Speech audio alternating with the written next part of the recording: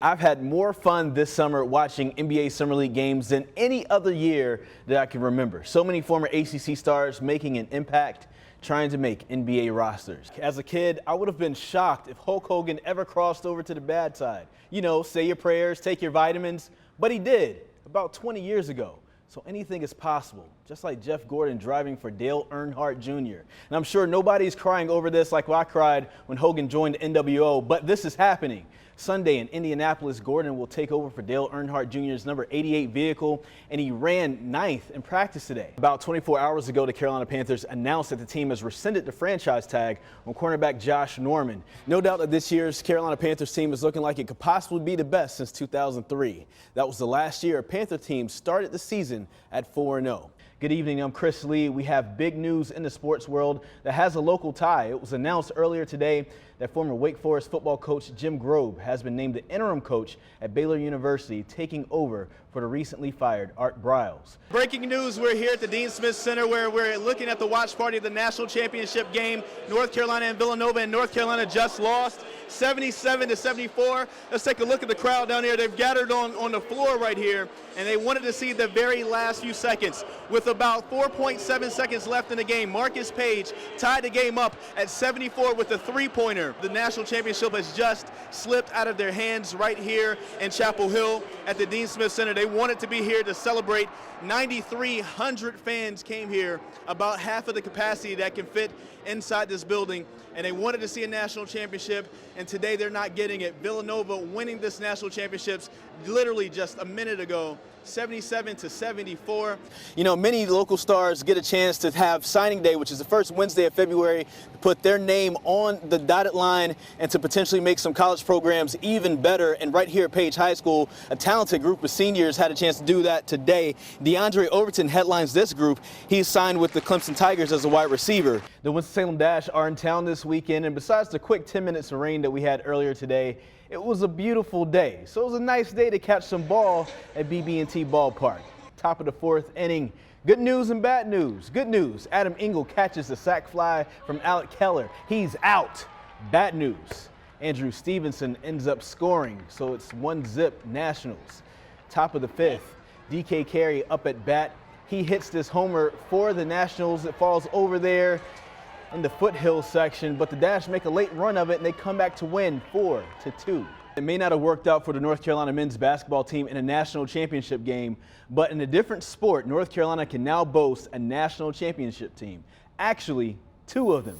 Both the men's and women's lacrosse teams are the new national champions, and both teams beating Maryland in the big game. There's a lot of fans here to see the Panthers come back, and I wanted to get an exclusive with Cam Newton. I don't think I'll be able to do that, but I have one with Marcus Gladden. If you want to step in right here, let's look at his pants right here. Marcus, you have these pants made, and I know these are similar to the ones that Cam had last week. Was he the inspiration for this? Oh, most definitely. I always go to the events, dress crazy, so I decided let me try and recreate the look. So you didn't have to pay $900 for actual Versace's? Oh, no. See, I'm on a budget. Yeah, so, I saved about $880 and got the same look. I want to know, what are your thoughts on the game last night, even though the Panthers didn't win, but obviously you love Cam Newton. I'm standing next to Marcus Gladden, not Cam Newton, but he has great pants too. And many Duke players said in the locker room that it was Marshall Plumlee's voice that helped give them that spark in the second half and lead them on to a win. And now they're in the second round. In Providence, Rhode Island, I'm Chris Lee, WXII 12 News. Today we had a chance to take our first look at all 5 of the Carolina Panthers draft choices as rookie minicamp began today. All 5 have signed their contracts, and all 5 can now focus on making the final 53-man roster. Carolina Panthers had 2 sessions of rookie minicamp today. They'll come again tomorrow and have 2 more sessions before they wrap up their minicamp for the weekend. In Charlotte, I'm Chris Lee, WXII 12 News. Brian, I'll send it back inside to you. If all goes as planned and the rain subsides, we will have an all-star race tomorrow, and it's supposed to begin at 9 o'clock. We'll see how the weather holds up for tomorrow. At Charlotte Motor Speedway, I'm Chris Lee, WXII 12 News. They're saying that they just want to be themselves. When I spoke to players in the locker room today and yesterday, that was the common thing. We need to be ourselves. They felt like they weren't themselves yesterday in the first half of the UNC Wilmington game. They felt like they were in the second half. And last time against Yale, Duke beat them 80-61. But that was back on November 25th. And that was almost 4 months ago. almost an entire season. So this Yale team they're going against is a completely different team.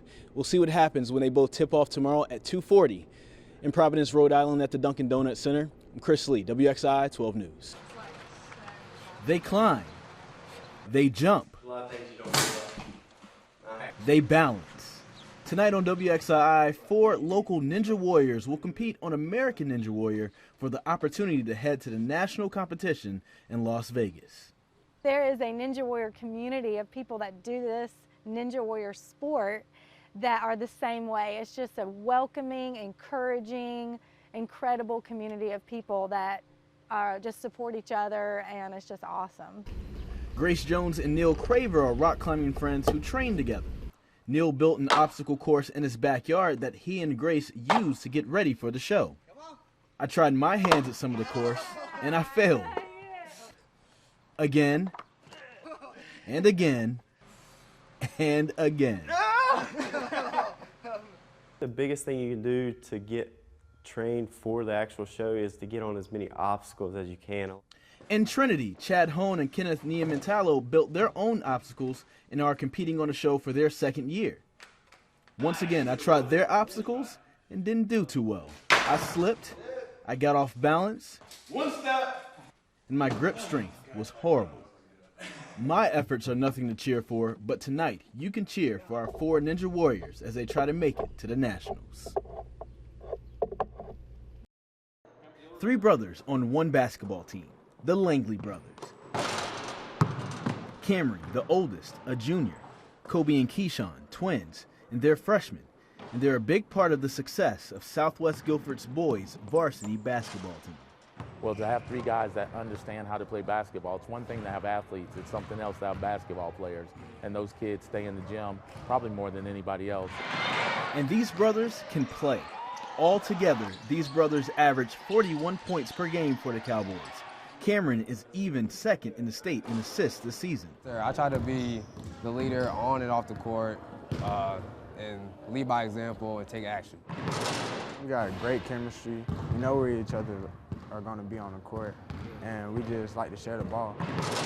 3 of us on the team have a lot of chemistry together.